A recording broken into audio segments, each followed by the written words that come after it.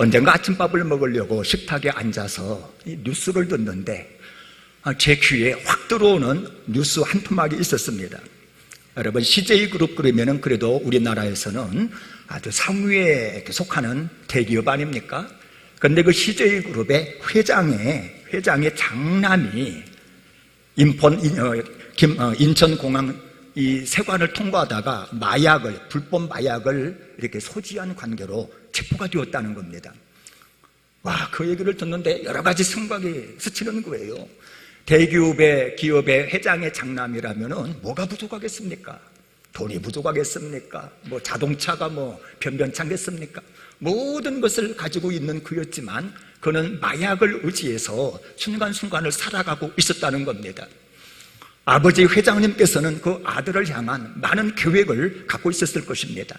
내 아들에게 이 회사를 물려주어야지 계획을 하고서 아마 경영자 수업을 시켰을 것입니다.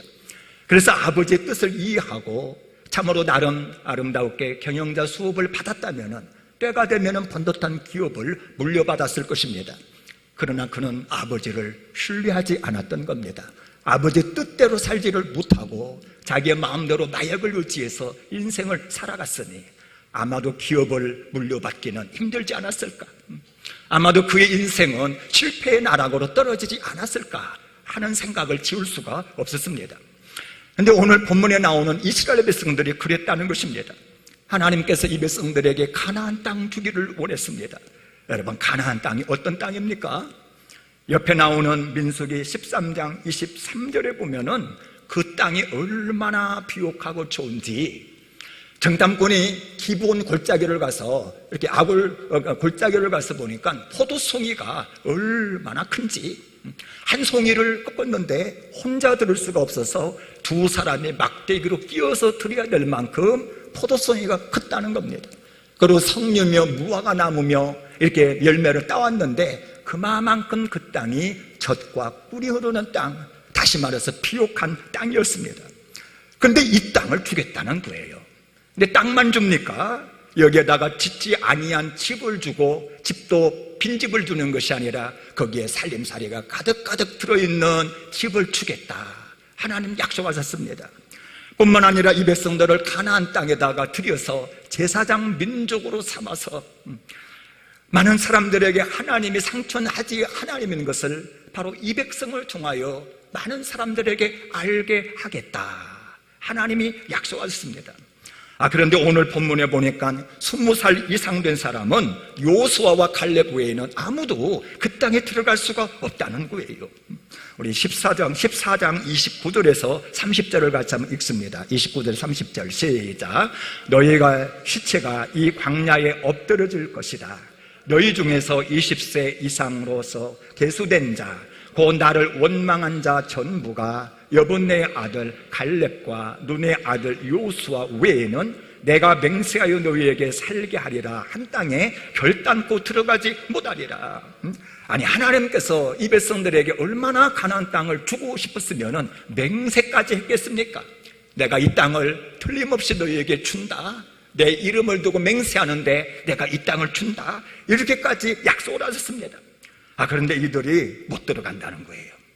단순히 못 들어가는 것이 아니라 그냥 광야에서 다 죽게 된다. 이것은 하나님의 진노입니다. 어떻게 보면 이것은 하나님의 심판일 수밖에 없습니다. 뿐만 아니라 자녀들은 어떻게 되느냐, 부모들 때문에 자식들도 생고생할 것이다. 여러분, 자녀를 향한 여러분들의 마음이 얼마나 애틋합니까? 내가 고생하도 자녀들은 고생 안 시키고, 내가 비록 가난하게 살아도 내 자식만큼은 잘 살게 하겠다고 하는 것이 부모 마음 아닙니까?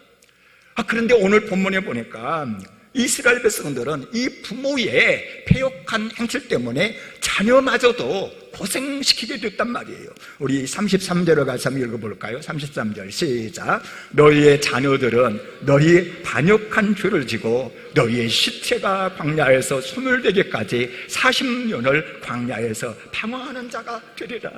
아니, 부모 때문에 40년간이나 광야에서 방황하는 이런 자녀 세대가 되었으니 이거 얼마나 안타깝고 얼마나 통탄할 일이냐 하는 것이죠.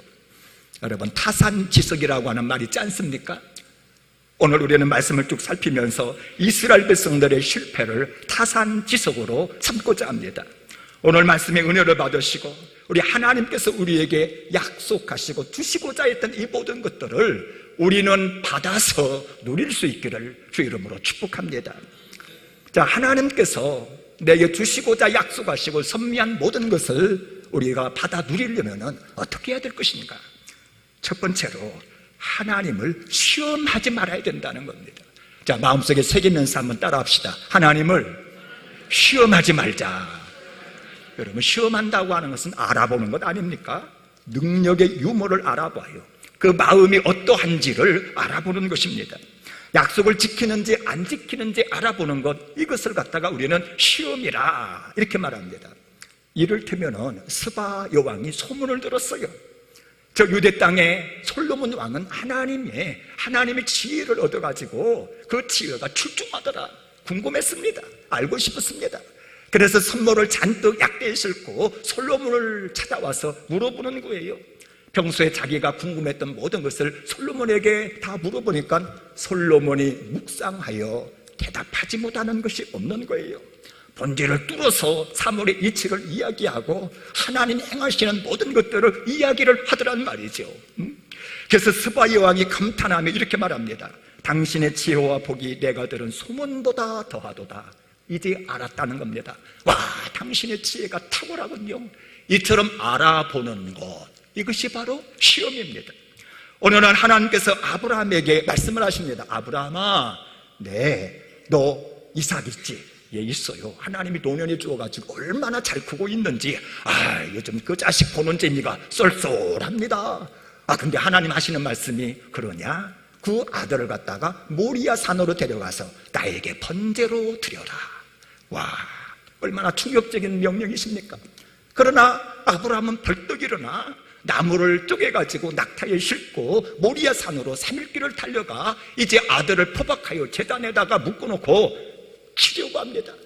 이때 급히 여호와의 사자가 말합니다. 아브라함아, 됐다. 이제 네가 나 여호와를 얼마나 경외하는지 이제 내가 알겠노라. 이 시험의 목적이 어디였습니까? 네 마음을 알고 싶었다. 네가 나를 경외하는지 아니 경외하는지 알고 싶었다. 근데 내가 보니까 네가 나를 진짜 경외하는구나. 알아보는 것. 여러분, 이것이 시험입니다. 자, 그러면 생각해 보세요. 시험이 알아보는 것이라면은 사람이 하나님을 시험하는 것이 옳습니까? 하나님이 나를 시험하는 것이 옳습니까?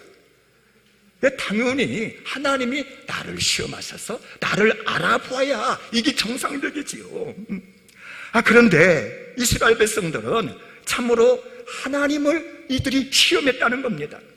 여러분, 아브라함을 시험하여서 통과하니까 하나님께서 아브라함에게 여호와 이레의 하나님으로 만나주십니다. 요셉을 시험하니까 요셉이 보디발의 그 아내를 취하지를 않는 거예요. 젊은 날 이거 유혹이 안 넘어가는 것 힘듭니다. 그러나 이거 통과합니다. 그랬더니 애굽의 총리 대신 삼아주셨습니다. 통과하지 못한 사람은요, 통과할 때까지 계속해서 그 시험 비슷한 것 계속해서 하나님 허락하십니다. 자, 그런데 22절을 보니까, 자, 우리 22절을 같이 한번 읽어봅니다. 22절 시작. 내 영광과 애국과 광야에서 행한 내 이적을 보고서도 이같이 10번이나 나를 시험하고 내 목소리를 청종하지 아니한 그 사람들은 내가 그들의 조상에게 맹세한 땅을 결단코 보지 못할 것이라 그랬습니다. 이스라엘 백성들은요, 하나님을 시험했어요. 하나님이 이 백성을 시험하는 게 아니라 이 백성들이 하나님을 시험했다는 것입니다. 이스라엘 백성들이 시광야를 떠나서 무리바에 도착을 해보니까 물이 없는 거예요. 목이 타겠지요. 이때 모세를 찾아와서 원망하면서 말을 합니다. 우리에게 물을 주어 먹게 하라. 우리와 우리 자식들과 우리 양들이 다 목 다 죽겠다. 그러면서 원망하고 야단이 났습니다.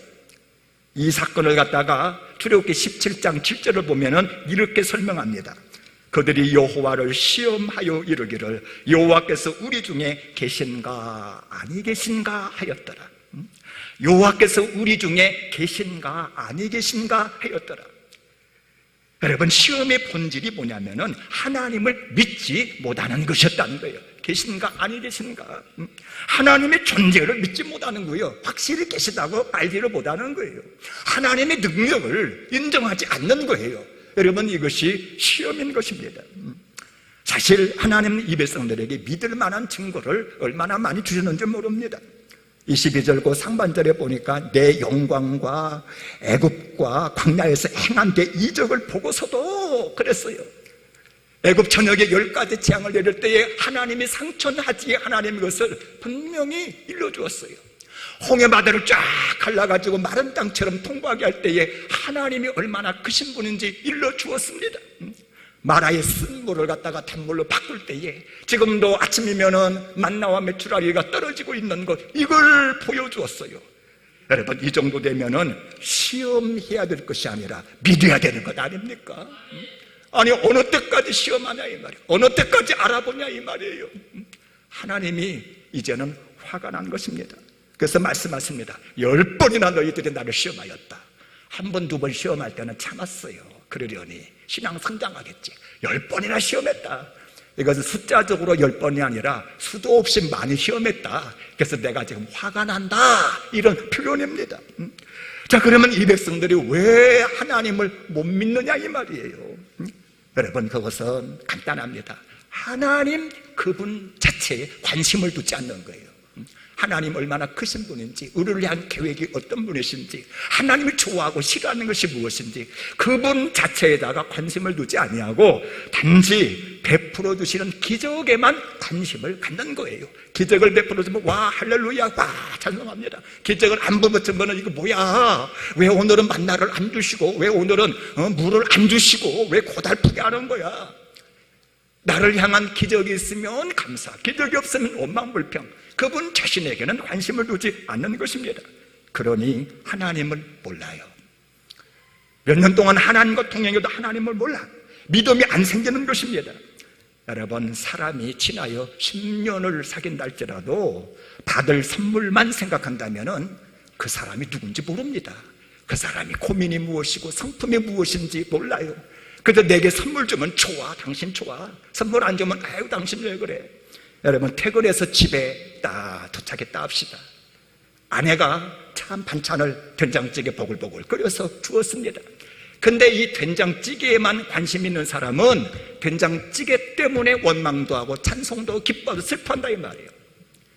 근데 그 된장찌개를 갖다가 끓이느라고 하루 종일 고생한 아내를 헤아려보지 않는다 이 말이에요. 오늘 아내에게 무슨 일이 있었을까? 아내에게 기쁜 일 슬픈 일 없었을까? 아내에게 관심을 두지 아니하고 아내가 주는 된장찌개에만 관심 있는 사람은 찌개만 나오면 와 너무 좋다, 깨끗한 방을 보면 야 청소해놔서 좋겠다. 그러나 찌개가 맛이 없고 집안이 어지르면 당신 뭐야 이거 막 이러면서 화를 내고 원망하고 불평한다 이 말이지요. 여러분, 그 사람 자체에게 관심을 두는 것, 그대로를 받아들고 이해하는 것, 여러분 이것이 아는 것이요 사랑인 줄로 믿으시길 바랍니다. 이스라엘 백성들은 하나님 그분 자체에게 관심을 두지 않았어요. 여러분, 오병 이후의 기적이 얼마나 놀랍고 큰 기적이었습니까? 와, 기적의 현장에 있었던 사람들이 막 눈이 뿅 갔어요. 와, 이 사람이 우리의 왕이 되면 너무나 좋겠다. 그래가지고는 막 바다 건너까지 쫓아가가지고 막 떼거지로 몰려가가지고 예수님을 왕 삼으려고 했습니다. 이때 예수님이 뭐라고 하신 줄 아십니까? 내가 진실로 진실로 너희에게 이르노니 너희가 나를 찾은 것은 표적을 본 까닭이 아니요 떡을 먹고 배부른 까닭이로다. 무슨 말입니까? 예수님 자신에게 관심을 두지 않는다는 거예요. 예수님이 진짜 메시아인가, 예수님이 어떤 분인가 관심을 두지 아니하고 예수님이 나눠주는 떡, 예수님이 일으키시는 병고침, 눈뜨게 하는 기적, 그것이 자신에게 필요하니까 그 자신의 필요를 쫓아서 예수님께 왔지, 예수님 그분 자신에게 관심을 두지 않았다는 것입니다. 그러니 이들에게는 믿음이 생기지를 않는 거예요. 결국 예수님이 참으로 정치적 구원주 메시아가 아니라고 하는 것을 깨닫자 이들은 완전히 예수님을 배반하여 못 박아라 못 박아라 완전히 바뀌어버리고 말았습니다. 그래서 그들은 결국 구원을 받지 못했을 뿐만 아니라 저 영원한 천국도 기업으로 받지 못하게 됐다고 하는 것을 여러분 깨달으시기를 바랍니다. 그렇다면 여러분 자신을 한번 이 시간 정확하게 진단해 보시기를 바랍니다. 예수님 그분에게 관심이 있습니까? 아니면 예수님이 주시는 그 기적과 선물과 예수님 주시는 그 좋은 것에 관심이 있으십니까? 여러분들도 예수님이 주시는 그 기적, 나를 위해서 뭔가를 해주는 그것만 관심을 갖는다면 진정한 믿음은 생기지 않을 것입니다.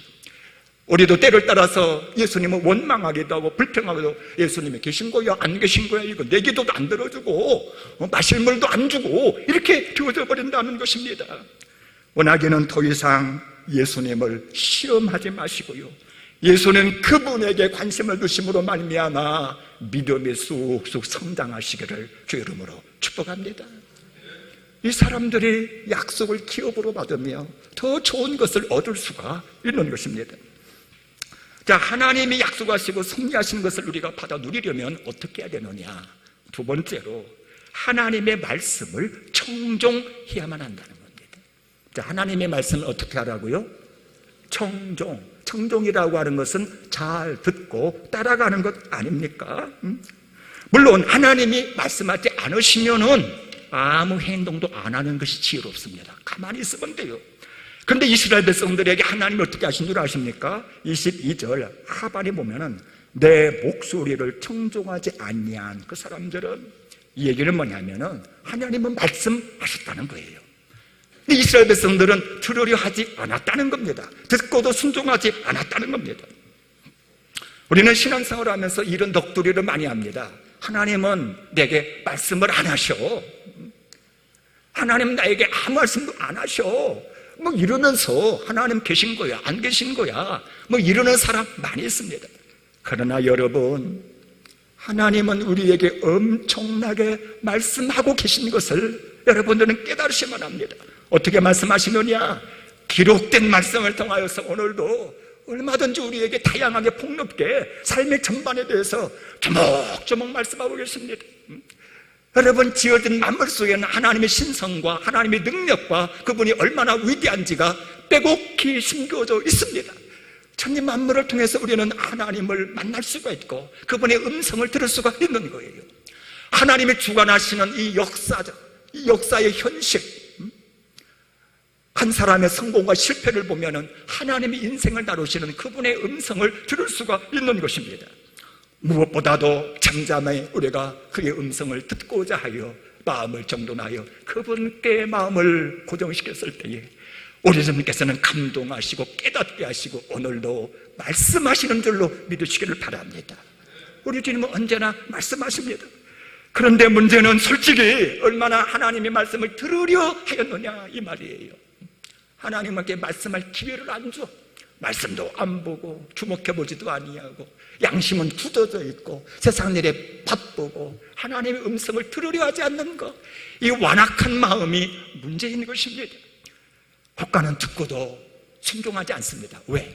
순종의 그 길이 손해보는 것 같아. 나에게 여러 가지 힘든 것을 시키는 것 같아. 세상의 가치관하고는 너무나 틀려. 그래서 내 생각 따라가지 하나님의 말씀에 무릎 꿇고 그렇게 따라가지 않는 사람이 있다 이 말입니다. 어떤 사람은요, 듣지도 아니하고 들은 양 그냥 마음으로 살아가는 사람이 있습니다. 듣지도 아니하고 행하는 거, 이것도 여러분 모래 위에다가 우리의 신앙을 건축하는 것 같아서 다 무너질 수 있다고 하는 것 알아야만 합니다. 자, 그런데 여러분, 분명한 것은 청종하지 않으면은 하나님도 어떻게 할 수가 없어요. 우리에게 복을 주려 하실 때도 복을 줄 수가 없고, 우리를 더 위대한 하나님의 사람으로 만들어 주시려 할지라도 순종하지 않는 사람은 아무것도 할 수가 없는 거예요.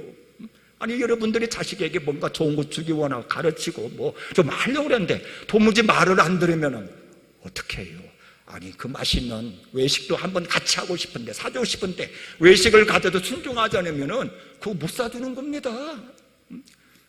제가 중학교 다닐 때에 우리 집에서 학교까지 5km 남짓 뛰었습니다. 자전거 타고 다녔죠. 빗달길도 있고 내리막길도 있었습니다. 빗달길을 올라갈 때면은요, 아주 엉덩이 딱 들고 손에다가 힘을 빡 주고 얼마나 힘있게 페달을 밟았는지, 자전거가 쫙 빗달길 중간까지 올라갔는데 그만 체인이 확 벗겨질 때가 있어요. 여러분, 자전거 체인이 벗겨지면 어떻게 됩니까? 넘어져요. 뭐 주인의 의도와는 상관없이 자전거는 갈 수가 없고 방향 전환도 안 되고 그 고갯길을 넘어갈 수도 없는 것입니다. 근데 여러분, 우리가 순종하지 않는다고 하는 것은 체인이 벗겨진 자전거와 같아요. 하나님 우리를 돌리고 하나님 은혜 주시려고 막 역사하시는데 순종하지 않으면 우리는 아무것도 받을 수가 없는 것입니다. 따라서 여러분, 약속하신 것을 진짜 받아 누리기를 원하십니까? 그분이 행하시는 모든 것에 동참하여 함께 일하기를 원하십니까? 청종하시기를 주의 이름으로 축복합니다. 순종하면 알아요. 순종하면 비밀을 알고 그분의 동역자가 되어지며 축복을 나누는 사람이 될 수가 있는 것입니다. 이스라엘 백성들은 청종하지 아니함으로 말미암아 가나안 땅에 들어가지 못했다는 것입니다. 세 번째로, 하나님이 약속하시고 섭리하신 것을 받아 누리려면 하나님을 멸시하지 말아야 된다는 겁니다. 멸시하지 말아야 된다. 하나님을 경외해야 된다는 겁니다. 여러분, 멸시한다고 하는 것은 우습게 보는 것 아닙니까? 은근히 안 그런 것 같지만은 업신여기는 거, 이것이 바로 멸시하는 겁니다. 보통 사람은 외모를 보잖아요.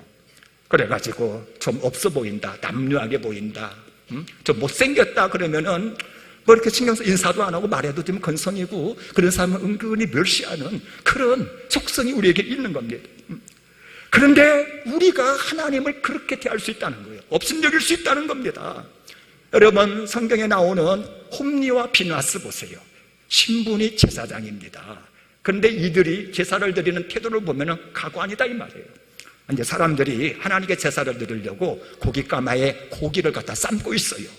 그러면 사원을 보내가지고 하나님께 제사도 안 드렸는데 고기를 갖다 가져오라고 그러는 거예요. 그래가지고 가마솥에 갈퀴를 갖다가 쑥 집어넣어가지고 그냥 끄집어 오는 거, 따라오는 것을 자기가 먼저 먹어버려.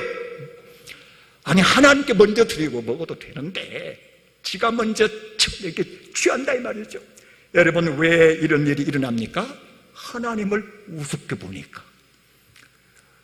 하나님께 드리는 제사를 우습게 한다 이 말이에요. 그래서 사무엘하 2장 17절에 이래 말합니다. 이 소년들의 죄가 여호와 앞에 심히 크면 그들이 여호와의 제사를 멸시함이었더라. 여호와의 제사를 멸시함이었더라. 여러분, 이런 행동들은요, 여호와의 제사를 멸시하는 것이다. 하나님을 우습게 보는 것이다. 이것이 하나님 앞에 얼마나 큰 죄인지 아려냐. 그래서 여기 보면은 제사장이라고 말도 안 했어요. 이 소년들이라 그랬습니다. 그리고 결국 이 소년들은 전쟁터에서 죽을 수밖에 없었다고 하는 거 여러분 기억하시기를 바랍니다. 혹시라도, 저는 그렇지 아니라고 믿지만 혹시라도 우리 김포 우리 교회 성도님들 중에 하나님께 드리는 예배를 우습게 여기는 사람이 있지는 않습니까? 하나님의 제사를 멸시하는 사람이 있지는 않습니까? 하나님 앞에 예배 드려가는 자세에 옷깃을 여물고 이 몸 드리고 물질 드리며 찬양을 드립니다 하면서 경외하여 하나님께 온전히 예배를 드려야 되는데 예배하다 말고 핸드폰에서 검색이나 하고 있고요. 예배 시간에 그냥 들쭉날쭉하기나 하고요. 예배 시간도 5분 늦게 왔다가 5분 빨리 가기를 하고요. 진정 하나님을 예배하는 것입니까? 하나님을 경외하는 것입니까? 야, 너 나를 우습게 보는구나. 그것도 예배라고 나를 드리냐? 그런 식으로 너희의 군왕 앞에 가서 한번 노래를 불러봐라. 네 군왕들이 그 노래 받겠느냐? 네 아버지 생신잔치에서 그렇게 노래들을 불렀다가는요, 아버지가 화를 내겠다. 아니, 찬양을 한번 불러도 하나님께 최선을 다해서 불러야 되는데 대충 그렇게 부르는 거, 여러분, 이것은 제사를 멸시하는 것이요 하나님을 우습게 보는 태도인 줄로 깨달으시기를 바랍니다. 여러분, 이스라엘 백성들 하나님을 멸시했어요. 하나님이 하시는 일에 대해서 원망합니다. 불평합니다. 모세를 반역합니다. 금송아지를 만들어서 그 앞에서 뛰놉니다. 하나님 볼 때에 얼마나 하나님을 우습게 보면, 하나님을 멸시하면 이런 행동을 하느냐 이 말이지요. 여러분, 누군가가 여러분들을 멸시한다고 생각해 보세요. 인사도 안 해요. 말을 해도 듣지 않아요. 비난한다. 되게 기분 나쁘죠? 내가 저런 인간은 내 상종도 안 한다 뭐 이러면서 울그락부락 하지요. 근데 하나님이 여러분들을 멸시한다고 생각해 보세요. 이건 끔찍한 일입니다. 내가 세우는 계획을 멸시하고요, 내 존재를 갖다가 하나님이 멸시하고요. 여러분, 그러면은요, 내가 아무리 기도해도 안 들어주실 것이고 내 예배가 상달되지 않을 것입니다. 그러면은 내 인생이 얼마나 끔찍하게 되겠느냐 이 말입니다. 아니, 우리가 하나님 앞에 멸시받는 것은 그렇게 싫어하면서, 사람들에게 멸시받는 것도 울그락불그락 하면서 우리가 하나님을 멸시할 때가 얼마나 많이 있느냐 이 말이에요. 하나님을 우습게 보면서 신앙생활할 때가 얼마나 많느냐 이 말이에요. 여러분, 우리가 하나님을 멸시하면 어떻게 되는 줄 아십니까? 사무엘상 2장 30절은 말합니다. 나를 존중히 여기는 자를 내가 존중히 여기고 나를 멸시하는 자를 내가 경멸하리라. 네가 나를 존중하느냐? 나도 존중할 것이다. 네가 나를 멸시하느냐? 나도 너를 멸시할 것이다. 근데 하나님을 멸시했던 이스라엘 백성들 한 사람도 약속을 기업으로 맺지를 못하고 광야에서 다 죽어갔다고 하는 이 엄격하고도 분명한 현실을 여러분 직시하시기를 바랍니다. 여러분, 하나님의 은혜를 입는 것은 순전히 나 하기 나름입니다. 내가 하나님을 사랑하면 하나님이 나를 사랑하고, 내가 우리 하나님을 높이면은 하나님은 나를 높이고, 사람 앞에서 내가 하나님을 시인하면은 하나님도 천사들 앞에서 나를 시인할 것이며, 내가 하나님을 알면 하나님은 나를 아시고 채워주시고 인도하시는 줄로 믿으시기를 바랍니다. 따라서 하나님의 은혜를 입기를 원합니까? 하나님이 약속하신 것을 기업으로 받기를 원합니까? 가장 먼저 하나님 경외함을 배우시기를 주의 이름으로 축복합니다. 하나님을 경외하셔야 돼요. 제가 성경을 읽는데 25절을 읽으면서 얼마나 가슴이 짠하고 눈길이 여기에 머물러서 한동안 진도를 못 나갔습니다. 그래서 오늘 이 본문을 설교하기로 작정을 했어요. 우리 25절을 같이 한번 읽어볼까요? 시작. 아말렉인과 가나안인이 골짜기에 거주하나니 너희는 내일 돌이켜 홍해길을 따라 광야로 들어갈지니라. 아니, 하나님의 계획은 어떻게 했습니까? 젖과 꿀이 흐르는 가나안 땅 주기를 원했다 이 말이죠. 그 가나안 땅 주려고 출애굽시키셔서 가나안 땅을 통과하여 한 걸음 한 걸음 인도해 주었습니다. 그리고 이제는 가나안 땅이 코앞에 왔어요. 정탐까지 하였습니다. 근데 정탐 이후에 이들이 어떻게 한 겁니까? 하나님을 시험했습니다. 청종하지 않았습니다. 하나님을 멸시했습니다. 그 결과 어떻게 되었느냐? 돌이켜 이 단에다가 빨간 줄 쳐야 됩니다. 어떻게 돌이킵니까? 가나안 땅으로 쫙 인류 들으려다가 돌이켜서 어디로 간 겁니까? 광야길로 갔다 이 말이지. 방황의 인생이 시작됐다 이 말이에요. 죽어가는 인생이 되었다 이 말이죠. 그러니 여러분 얼마나 가슴이 아프냐 이 말이에요. 하나님 우리에게 많은 약속을 해주시고 좋은 거 주시려다가 돌이켜 광야로 내몬다. 여러분 상상하기도 싫은 것 아니냐 이 말입니다. 여러분 이들은 못 들어갔을 뿐만 아니라 40년 동안 광야에서 방황한 것입니다. 한 사람 한 사람 죽어 나가신 것입니다. 반역의 대가를 독특하게 치르면서 회개의 길을 걸었어야만 했다고 하는 이 사실, 여러분 마음속에 새기시기를 바랍니다. 그런데 가나안 땅을 차지한 사람이 있어요. 와, 자기뿐만 아니라 자기 자손들까지도 그대로 하나님의 약속대로 가나안 땅을 차지한 사람이 있었으니 그 사람이 누구냐? 갈렙이라고 하는 사람입니다. 갈렙을 좀 살펴보기를 원합니다. 우리 24절을 같이 한번 읽습니다. 시작. 그러나 내 종 갈렙은 그 마음이 그들과 달라서 나를 온전히 따랐은즉 그가 갔던 땅으로 내가 그를 인도하여 드리리니 그의 자손이 그 땅을 차지하리라. 여러분 얼마나 감사합니까? 갈렙은요 마음이 달랐다. 저들과 마음이 달랐어요. 어떻게 달랐느냐? 온전히 따르는 믿음이 있었다는 것입니다. 온전히 따르는 믿음, 이게 얼마나 중요한지. 그래서 그가 가서 보았던 땅, 소망했던 땅, 그 땅을 내가 주겠다 그랬어. 내가 주겠다. 내가 인도하고 내가 드리고 내가 자손들로 하여금 그 땅을 차지하게 하리라. 무슨 말입니까? 내가 믿고 순종하면은 역사는 그분이 하시는 거예요. 그분이 드리는 것입니다. 그분이 주는 것입니다. 따라서 여러분 내가 순종하면은 하나님이 하신다고 하는 이 믿음을 마음속에 새기시기를 바랍니다. 따라서 우리가 약속의 땅 가나안 땅을 취하고 넉넉하게 천국에 들어가려면은 가장 중요한 것 믿음으로 순종하는 삶을 표현합니다. 자, 마음속에 새기면서 한번 따라합시다. 믿음으로 순종하자. 오늘 말씀의 키워드입니다. 믿음으로 순종하는 삶이에요. 여러분, 믿음이라고 하는 것이 무엇입니까? 믿음은 나의 어떤 신념과 다릅니다. 신념의 근거는 내 자신에게 있는 거예요. 내가 하리라. 내 믿음의 근거는 하나님의 약속하신 말씀에 있는 겁니다. 왜? 하나님은 약속하신 말씀대로 반드시 그 일을 성취시키셔.